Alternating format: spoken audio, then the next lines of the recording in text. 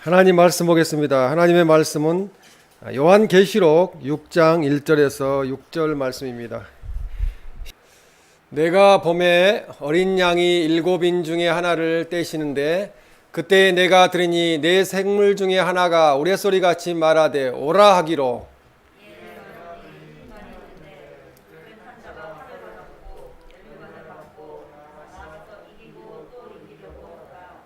둘째 인을 떼실 때 내가 들으니 둘째 생물이 말하되 오라 하니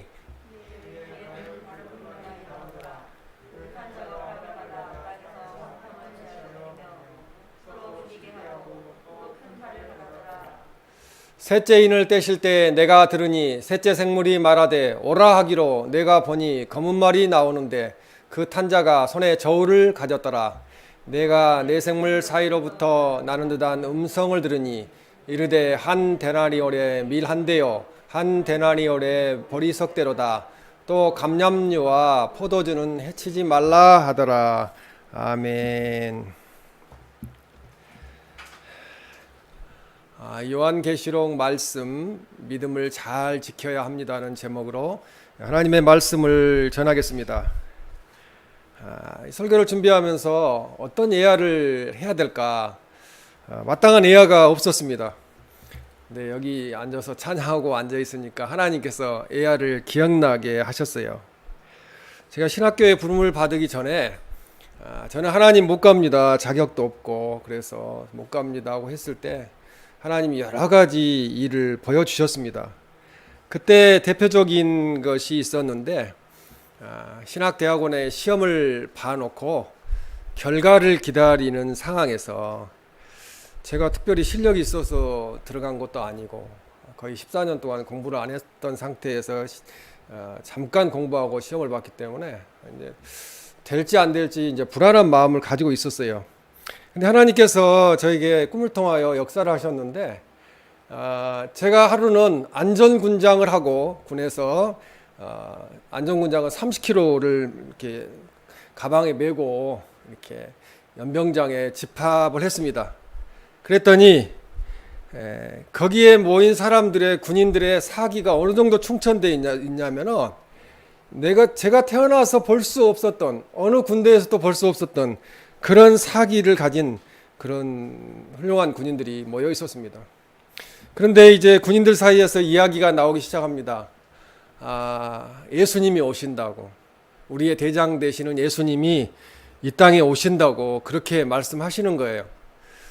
그래서 어떻게 오실까 생각을 하면서 기다렸는데 현대식으로 예수님은 이 땅에 오실 때 구름 타고 오신다고 그랬는데 헬리콥터를 타고 연병장에 내리시는 거예요. 그래서 가장 먼저 하시는 것이 저는 꿈에서 생명책으로 보았는데 책을 펴시더니 그 책에서 합격자 명단을 발표하는 겁니다. 그래서 제가 부족하지만 가장 먼저 명단에 이름으로 호명이 됐어요. 그래서 이현득 이름을 부를 때 야, 놀랍다. 어떻게 이런 일이 있을 수 있나 해서 감사하며 호명을 받아서 앞에 나가서 줄을 섰던 그런 기억이 나면서 꿈을 꾸면서도 합격을 했구나 이렇게 생각을 했습니다. 나중에 신대원에 들어가서 개강 수련회를 하면서 거기에 모여 있는 신학대학원 학생들의 그 사기 충천한 찬양과 그 열정을 보면서 이곳이 바로 그때 꿈에 보았던 그 장소이구나 그런 생각을 하게 되었습니다. 우리가 나중에 임봉했던 생명책이거든요. 하나님께서 가지고 계신 생명책을 예수님한테 건네주시게 되는데 그 생명책이 건네가는 순간에 주님이 이 땅에 재림하시게 됩니다. 주님이 재림하셨을 때 우리의 이름이 생명책에 있어서 불려지게 된다는 거, 이거 하나만으로도 우리는 대단히 영광스럽고 그것처럼 행복한 일은 없을 것입니다. 그래서 오늘 베드로후서 3장 9절 말씀에 보면은 주의 약속은 어떤 이들이 더디다고 생각하는 것 같이 더딘 것이 아니라 오직 주께서는 너희를 대하여 오래 참으사 아무도 멸망하지 아니하고 다 회개하기에 이르기를 원하시느니라 그렇게 말씀합니다. 안 믿는 사람들 입장에서는 2000년 동안 주님이 안 오시니까 이제 아예 안 오실 거다. 예수님이 거짓말 하셨다고까지 생각을 합니다. 그러나 오래 참으시는 이유가 아무도 멸망하지 아니하고 다 회개하여서 천국에 이르기를 원하시기 때문에 참고 기다리시는 거예요. 우리 인간의 그 조급함으로 보면은 그냥 이 세상의 모습을 볼 때 빨리 와서 심판했다는 생각을 가지게 될 줄로 압니다. 우리 주님은 한 영혼이라도 더 구원받기를 원하시기 때문에 2000년이 넘는 그 기간 동안 참고 기다리시는 겁니다. 그러나 주님은 때가 되면 언젠가 이 세상에 재림하실 것입니다. 주님이 재림하시면 하나님을 잘 믿는 우리 성도님들은 우리 주님과 함께 하나님 나라로 가게 되지만 이 세상에 남은 사람들에게는 태어나서 또 역사상 가장 큰 대환란이 임하게 된다는 것입니다. 그것은 아주 큰 고통이고요. 참을 수 없을 정도의 고통이라고 성경은 말씀하고 있습니다. 그래서 베드로후서 3장 10절에 보면 그러나 주의 날이 도둑같이 오리니 그 말씀대로 말합니다. 그날에는 하늘이 큰 소리로 떠나가고 물질이 뜨거운 불에 풀어지고 땅과 그 중에 있는 모든 일이 드러나리로다. 뜨거운 불에 풀어진다는 거죠. 지금 이 세상의 정세를 보면은 미국과 중국이죠. 중국이 대립하고 있습니다. 이것도 이상스러운 일은 아닙니다. 결국은 언젠가 이 땅에 제3차 대전이 일어나게 된다는 것입니다. 그래서 요한계시록 3장 3절 말씀에 보면 그러므로 내가 어떻게 받았으며 어떻게 들었는지 생각하고 지켜 회개하라. 만일 일깨지 아니하면 내가 도둑같이 이르리니 어느 때에 내게 이르는지 내가 알지 못하리라. 그렇게 말씀합니다. 모른다는 거죠. 이 세상 사람들은. 그리고 마태복음 24장 44절에도 예수님이 직접 말씀하셨는데요. 이러므로 너희도 준비하고 있으라. 생각하지 않은 때 인자가 오리라. 예수님이 오시리라. 그렇게 말씀하고 있습니다. 그 언젠가 이 지구상에 종말이 임할 것이나 항상 예수님을 잘 믿고 천국에 갈 준비를 하고 있으라는 말씀입니다. 그러므로 우리는 항상 깨어서 믿음을 잘 지켜야 된다는 거죠. 믿음을 잘 유지하고 있어야 된다는 것입니다. 그래서 주님 맞을 준비를 해야 합니다. 이 요한계시록 말씀에는 종말에 이 세상 끝에 임하게 될 3대 재앙에 대해서 말씀하고 있습니다. 먼저 첫 번째 재앙은 7인의 재앙입니다. 그래서 오늘 본문 말씀이 거기에 해당이 됩니다. 그래서 임봉된 두루마리 책이 있는데 그 책에 있는 인을 하나씩 뗄 때마다 그 인에 해당하는 환란이 일어나게 된다고 성경은 말씀하고 있습니다. 다음에는 7 나팔 재앙입니다. 이것은 천사가 나팔을 하나하나 불 때마다 재앙이 일어나는 것입니다. 마지막으로 7 대접의 재앙입니다. 7 대접의 재앙은 천사가 7 대접을 땅에 쏟을 때 또 그 재앙들이 7번이나 일어나게 된다는 말씀입니다. 이 3가지 종류의 재앙은 하나하나 더해질수록 너무 고통스러운 거예요. 많은 사람들이 지구 인구의 3분의 1이 죽을 것이라고 요한계시록은 말씀하고 있습니다. 이 마지막으로 7 대접의 재앙이 임하면서 이 세상의 심판은 끝나게 됩니다. 이 심판이 끝나면 마귀와 그를 따르는 영혼들은 무저갱이라는 곳에 갇히게 됩니다. 감옥에 들어가는 거죠. 그래서 1000년 동안 감옥살이를 하게 됩니다. 그래서 요한계시록 20장 1절 말씀에 보면은 또 내가 보매 천사가 무저갱의 열쇠와 큰 쇠사슬을 그의 손에 가지고 하늘로부터 내려와서 2절에 용을 잡으니 곧 햇뱀이요 마귀요 사탄이라 잡아서 1000년 동안 결박하여 3절에 무저갱에 던져놓고 너 잠그고 그에 임봉하여 1000년이 차도록 다시는 만국을 미혹하지 못하게 하였는데 그 후에는 반드시 잠깐 놓이리라. 그렇게 말씀합니다. 그러면 우리 믿는 성도들은 어떻게 되는가? 믿는 성도들이 이런 대환란에 놓이게 된다면은 7 또 대접, 또 7 나팔 그러면은 37은 21이잖아요. 그러면 21번의 대재앙이 임하게 되는데 그 재앙 가운데서 우리는 어떻게 살 건가? 두려움이 있을 수가 있죠. 그러나 우리는 두려워할 필요가 없습니다. 이 믿는 우리 성도들은 공중에 예수님께서 재림하여 오실 때 우리는 주님과 함께 들림을 받아서 이 땅의 어느 곳에 천년왕국이 만들어질지는 우리가 알 수 없사오나 천년왕국이 만들어지고 천년 동안 주님과 함께 왕노릇 할 것이라고 성경은 말씀하고 있습니다.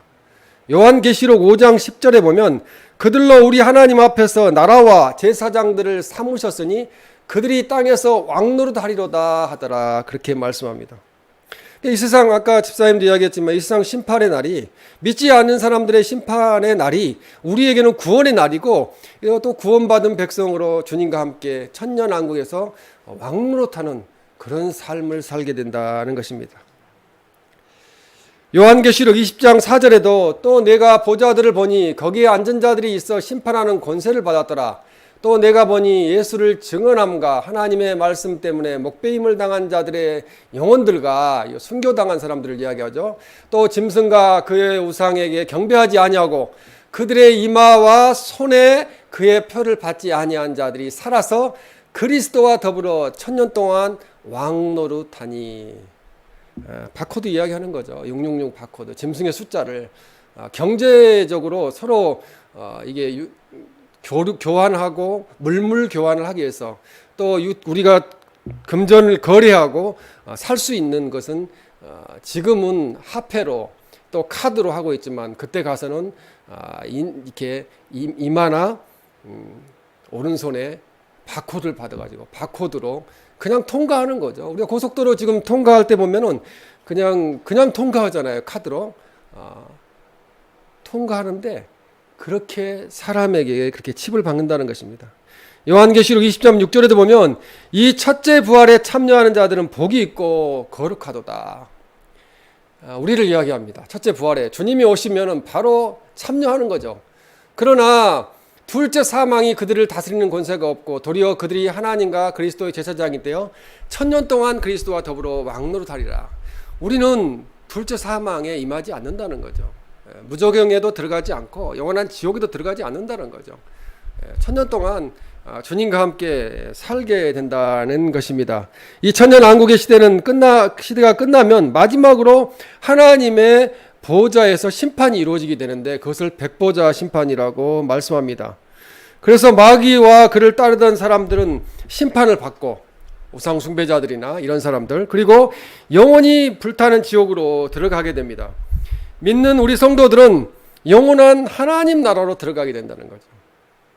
하나님 나라로 들어가서 살게 되는 것입니다. 이것이 세상에 대한 심판이요 종말에 일어날 일들이라고 요한계시록은 말씀합니다. 본문 요한계시록 6장 1절에 내가 보매 어린 양이 7인 중에 하나를 떼시는데 그때 내가 들으니 내 생물 중에 하나가 우레소리같이 말하되 오라 하기로 이렇게 말씀합니다. 이 1절 말씀에 보면 세상을 심판하시는 이는 어린 양이라고 말씀하고 있습니다. 이 어린 양은 요한계시록 5장 6절에 보면은 또 내가 또 보니 보좌와 내 생물과 장로들 사이에 한 어린 양이 서 있는데 일찍이 죽음을 당한 것 같더라. 그에게 7뿔과 7눈이 있으니 이 눈들은 온 땅에 보내심을 받은 하나님의 7영이더라. 이렇게 말씀합니다.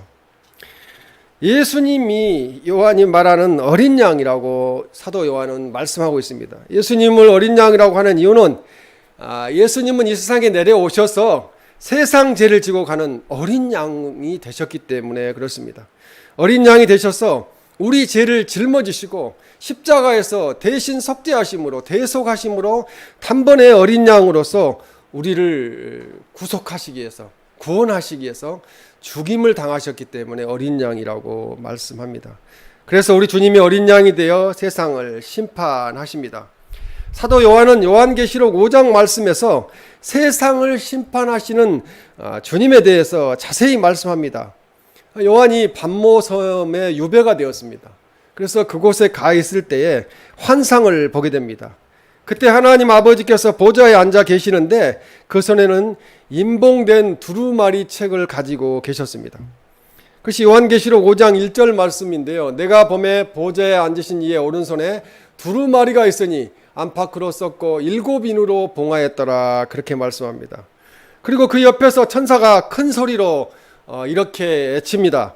요한계시록 5장 2절에 또 범에 힘있는 천사가 큰 음성으로 외치기를 누가 그 두루마리를 펴며 그 인을 떼기에 합당하냐 하나.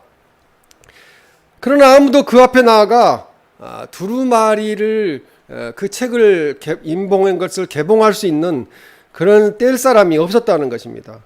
그래서 요한계시록 5장 3절에 하늘 위에나 땅 위에나 땅 아래에 능히 그 두루마리를 펴거나 보거나 할 자가 없더라. 그렇게 말씀합니다. 왜 이 자격이 없기 때문에 그러는데요. 이 세상에 어떠한 사람도 죄인이기 때문에 이 세상을 심판할 자격이 있는 사람은 아무도 없습니다. 모든 인간은 죄인이기 때문에 그렇습니다. 그때 죄 없으신 어린 양이신 우리 주님께서 아버지 보좌로 나아가서 임봉된 두루마리를 주님이 받게 됩니다. 이 받게 되면요, 그때부터 주님이 이 땅에 오실 준비가 끝나게 되는 거예요. 그러면 이제 심판이 이루어지게 됩니다. 요한계시록 5장 7절에 그 어린 양이 나와서 보좌에 앉으신 이의 오른손에서 두루마리를 취하시니라. 그렇게 말씀합니다. 그때부터 심판이 시작되는 거죠. 근데 이 세상 사람들은 모르고 있죠. 주님이 오실 것 자체를 모르고 있습니다.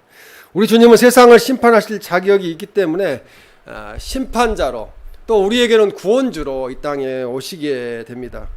우리 주님이 어떻게 세상을 심판하시고 그때 세상이 어떤 환난이 임하는가를 오늘 하나님의 말씀을 듣고 깨달아 믿음을 잘 지킴으로 우리가 최후 승리자가 되는 우리 모두가 되시기를 주님의 이름으로 축원합니다. 이 첫 번째 7인의 재앙은 전쟁입니다. 전쟁이 일어난다는 거죠. 전쟁에 관한 말씀은 요한계시록 오늘 본문 6장 1절에서 2절에 있는 말씀입니다. 1절에 내가 보매 어린 양이 7인 중에 하나를 떼시는데 그때 내가 들으니 내 생물 중에 하나가 우레소리같이 말하되 오라 하기로. 주님이 첫 번째 인을 떼시니까 하나님의 보좌를 모시고 서 있던 네 생물 중에 하나가 우레소리와 같이 우렁차게 오라 그렇게 말탄 자에게 명령하고 불렀습니다.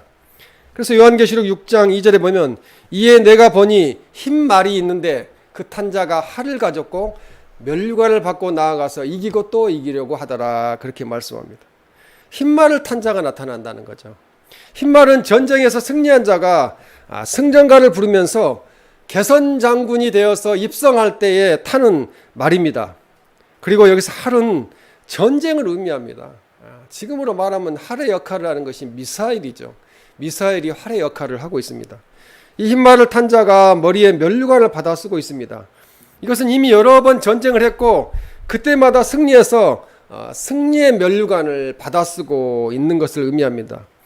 그런데 이 흰말을 탄 자가 요한계시록 6장 2절의 하반절에 보면 면류관을 받고 나아가서 이기고 또 이기려고 하더라고 하였습니다. 이 말씀을 보면은 흰말을 탄 자는 언제나 전쟁을 좋아하고 있는 사람이라는 거죠. 이 사람은 전쟁을 좋아하는 사람입니다. 그래서 그는 가는 곳마다 승리하는 능력을 가지고 있습니다. 그러면 이 흰말을 탄 자가 누구인가에 대해서 여러 가지 견해가 있는데요. 5가지 견해가 있습니다. 첫째로는 로마 제국이나 로마의 정복자가 흰말을 탄다 이렇게 이야기하고 있고, 또 두 번째는 메시아 예수님을 이야기하고 있고, 세 번째는 복음과 그리스도라고 그렇게 해석을 합니다. 또 혹자는 적그리스도와 악의 세력을 의미한다고 그렇게 이야기를 합니다. 또 장차 나타나게 될 어떤 정복자를 의미한다고 이렇게 이야기하기도 합니다. 여기서 흰말을 탄 자가 메시아 예수 그리스도라고 하는 견해는 옳지 않는 주장입니다. 왜냐하면 주님은 전쟁보다는 평화를 사랑하시는 평강의 예수님이시기 때문에 그렇습니다. 사랑의 예수님이시기 때문에, 왕이시기 때문에 그렇습니다.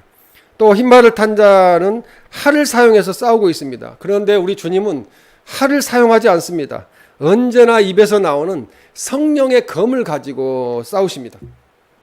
그래서 요한계시록 2장 16절에 보면 주님은 버가모 교회에게 이러한 말씀을 하셨습니다. 16절 요한계시록 2장 16절 그러므로 회개하라 그리하지 아니하면 내가 내게 속히 가서 내 입의 검으로 그들과 싸우리라 그렇게 말씀합니다.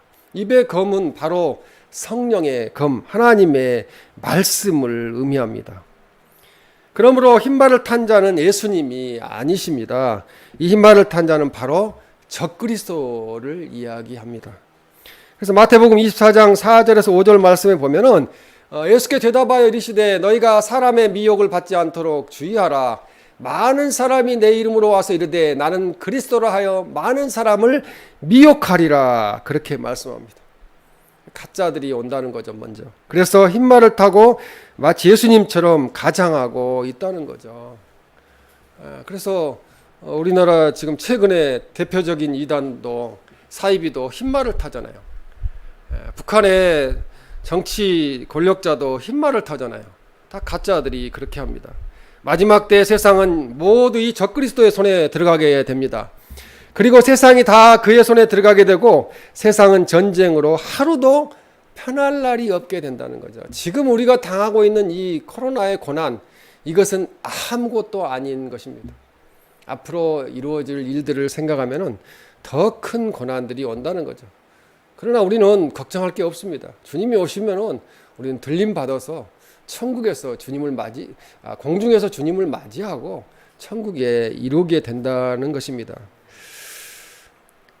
전쟁은 민족과 민족이 대적하는 전쟁이 될 것이고요. 나라가 대적하는 서로 싸우는 3차 대전이 될 것입니다. 그것을 아마겟돈 전쟁이라고 성경은 말씀하고 있습니다. 요한계시록 16장 16절에 보면 새 영이 히브리어로 아마겟돈이라 하는 곳으로 왕들을 모으더라 그렇게 말씀합니다. 이 아마겟돈이 어딘가에 대해서 이제 이야기들이 있는데 이스라엘에 가면은 무기또라는 언덕이 있어요. 성지순례 가면은 그 보실 수가 있는데 무기또 언덕에 가보니까 그냥 평범한 조그만 뒷산 정도밖에 되지 않는 언덕인데요. 그곳에서 전쟁이 일어날 거라고 그렇게 이야기하고 있습니다. 마태복음 24장 6절에 난리야 난리 소문을 듣겠으나 너희는 삼가 두려워하지 말라. 이런 일이 있어야 돼. 아직 끝은 아니니라. 민족이 민족을 나라가 나라를 대적하여 일어나겠고 곳곳에 기근과 지진이 있으리니 그렇게 말씀합니다.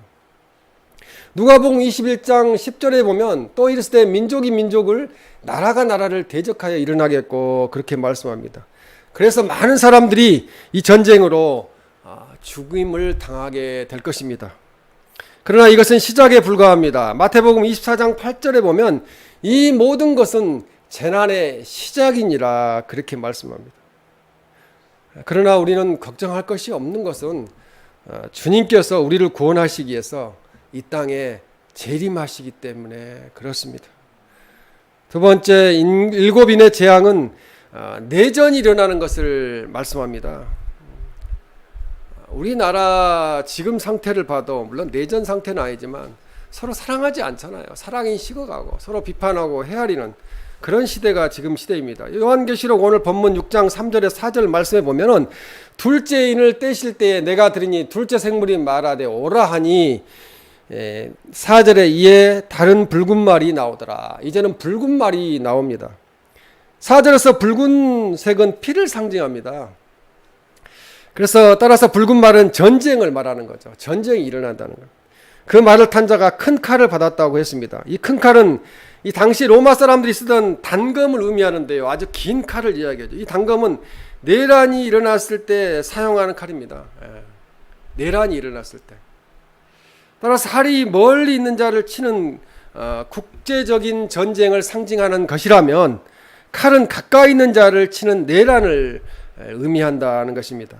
각 나라마다 정치적, 경제적, 사회적, 종교적으로 큰 혼란이 일어나고 그래서 곳곳에서 반란이 일어나고 그 내란으로 인하여 또다시 많은 사람들이 죽임을 당하게 된다는 거죠.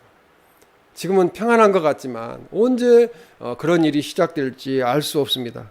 오늘 본문 말씀 요한계시록 6장 하반절에 보면 그 탄자가 허락을 받아 땅에서 화평을 제하해버리며 서로 죽이게 하고 또 큰 칼을 받았더라 그렇게 말씀합니다. 하나님의 손안에 있는 거죠. 이 나라가 지금은 평안해 보여도 하나님이 결심을 하시면은 바로 이런 상황에 놓이게 됩니다. 각 나라마다 내란으로 인해서 평화가 깨어지고 사랑이 식어가고 사랑하면서 살아야 할 민족이 형제 자매가 서로 죽이고 죽는 재앙이 임하게 된다고 요한계시록 오늘 본문은 말씀하고 있습니다. 밖으로는 전쟁으로, 안으로는 내란으로 이렇게 온 세상이 전쟁에 물들어 가고 있는 것을 우리는 보게 된다는 거죠. 근데 우리가 보게 되는 건 아니고 이 세상에 남은 사람들도 그런 것을 최후까지 보게 될 걸로 믿습니다. 이것이 바로 두 번째 인의 재앙이라는 거죠. 예수님이 인을 떼니까 두 번째 이런 일이 일어난다고 성경은 말씀하고 있습니다. 세 번째 인의 재앙은 기근을 말씀합니다. 우리나라도 쌀값이 올라가고 있어서 참 걱정이긴 한데요. 이 요한계시록 6장 5절에 보면은 셋째 인을 떼실 때 내가 들으니 셋째 생물이 말하되 오라 하기로 내가 보니 검은 말이 나오는데 그 탄자가 손에 저울을 가졌더라. 여기에서 이제 검은 말이 기근을 상징한다고 말씀하고 있습니다. 그 이유는 그 손에 저울을 들고 있기 때문에 그렇습니다. 이 저울은 식량을 달아서 팔 때 사용하는 것이 저울입니다. 전쟁이 일어나면 반드시 찾아오는 것이 두 가지가 있습니다. 하나는 기근이라는 거죠. 굶주림, 농사도 못 짓고 그렇게 되니까 이제 굶주릴 수밖에 없습니다. 다른 하나는 질병이죠. 질병이 임하게 됩니다. 그래서 전쟁으로 죽지 않은 사람들이 이 기근이나 질병으로 죽게 됩니다. 그래서 마태복음 24장 7절에 민족이 민족을, 나라가 나라를 대적하 일어나겠고 곳곳에 기근과 지진이 있으리니 그렇게 말씀합니다. 누가복음 21장 11절에도 곳곳에 큰 지진과 기근과 전염병이 있겠고 또 무서운 일과 하늘로부터 큰 징조들이 있으리라 그렇게 말씀합니다. 이 기근이 얼마나 심각한 것인지 대해서는 오늘 요한계시록 6장 6절 본문에 내가 내 생물 사이로부터 나는 듯한 음성을 들으니 이르되 한 데나리온의 벌이 석대로다. 또 감람류와 포도주는 해치지 말라 하더라 라고 말씀합니다. 한 데나리온은 장정의 하루 품삯입니다. 지금으로 말하면 한 10만 원 정도 되겠죠. 이것으로 평상시에는 밀 한 마리나 벌이 세 마리를 살 수 있습니다. 그런데 전쟁이 일어나고 농사를 짓지 못해서 양식을 구할 수 없게 되면은 이제 기근이 닥쳐오게 되기 때문에 한 데나리온으로 밀 한 대 또는 벌이 석 대밖에는 살 수가 없다는 거죠. 그만큼 식량값이 한 10배에서 12배 정도 오르게 된다는 것을 보여주고 있습니다. 그러나 중요한 사실이 있습니다. 오늘 설교를 하나님 말씀을 전하는 가장 키포인트는 오늘 요한계시록 6장 6절의 하반절 이야기입니다. 또 감람류와 포도주는 해치지 말라 하더라 이렇게 말씀합니다. 이 지구상에 있는 모든 것이 양식이 없어서 기근으로 굶어 죽어가고 있는데 이 6절 말씀에 보면 그러한 기근 때에도 살아나는 민족이 있다는 것을, 살아나는 백성이 있다는 것을 보여주고 있습니다. 그것이 바로 감람류와 포도주는 해치지 말라고 주님이 명령하시기 때문에 그렇습니다. 이 감람류와 포도주는 하나님께 바쳐지는 제물을 의미합니다. 그러므로 이 감람류와 포도주는 예수 그리스도의 복음을 받아들이고 하나님을 믿는 하나님의 백성들을 말씀한다는 거죠. 우리에 대해서 이야기한다는 것입니다. 즉 환난과 고통 속에서도 어떤 환경 속에서도 하나님을 끝까지 믿기로 작정하고 목숨을 내어놓고 죽음을 각오하고 하나님을 믿는 사람들은 주님께서 구원해 주신다는 것입니다. 우리를 이 파리 재앙인 네 번째 재앙 때부터 이 애굽의 고센 땅은 구분해서 이스라엘 백성들은 그 환난을 당하지 않게 하였어요. 그러한 일을 이 마지막 시대에도 우리 믿는 백성들에게 행하시겠다고 하나님은 오늘 본문 6절에서 말씀하고 계십니다. 세상이 다 기근으로 죽어가도 하나님을 믿는 성도들은 보호하신다는 말씀입니다. 열왕기상 17장 15절에서 16절의 말씀에 보면 그가 가서 엘리야의 말대로 하였더니 그와 엘리야와 그의 식구가 여러 날 먹었으나 여호와께서 엘리야를 통하여 하신 말씀같이 통의 가루가 떨어지지 아니하고 병의 기름이 없어지지 아니하니라. 이 사르밧 가부의 가정은 기근이 들어서 먹을 것이 없을 때에 하나님이 주시는 밀가루와 기름을 먹고 살았습니다. 놀라운 일이죠. 다른 사람들은 흉년이 들어서 먹을 게 없는데 이렇게 먹고 살았습니다. 출애굽기 16장 35절 말씀에도 보면 사람이 사는 땅에 이르기까지 이스라엘 자손이 40년 동안 만나를 먹었으니 곧 가나안 땅 접경에 이르기까지 그들이 만나를 먹었더라, 그렇게 말씀합니다. 광야에서 이스라엘 백성들은 하나님이 하늘로부터 내려주시는 만나와 메추라기를 먹고 살았습니다. 이 666 숫자, 짐승의 숫자를 받지 아니하면은 거래를 할 수가 없어요.